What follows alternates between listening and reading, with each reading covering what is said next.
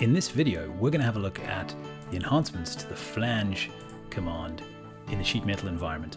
So on the left, you can see Inventor 2020, and on the right, you can see Inventor 2021. The interface looks practically the same. So what I'm going to do is show you what's changed and show you the fantastic new feature that lets us add geometry by reference.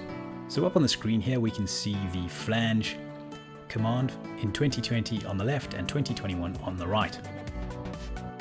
So let's have a look at what's changed. Well, if we look at the dialog box, it's been shuffled around slightly so that we can have more functionality. First off, you'll notice that the height datum is now moved down to the bottom left, and it's been tidied up to look like that. Next up, our bend position moves upwards in the dialog. Our bend radius moves down.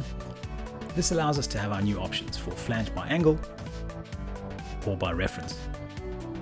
So let's have a look at the new dialog in action inside of Inventor 2021. So first off, we now have the option to choose by value, which is our normal interface that we're very used to inside of Inventor 2020 and other releases. But in 2021, we now have the option to choose by reference.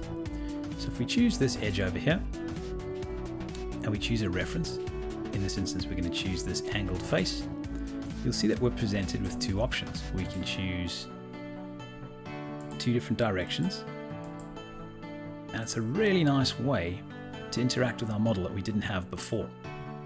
So that's one way of building a flange. Another thing we can do is we can include planes. And this means that we have even more options available. So if we choose our reference over here, what you'll now see is that Inventor is going to build my flange to come down in line with this plane. So we'll apply that setting, and we can flip these over as well. So if we edit this feature and we look at the additional option, it'll build it that way. And again, everything's staying in line with our reference plane. So we have a small change to our user interface, but some powerful new tools added to Inventor's 2021 sheet metal environment.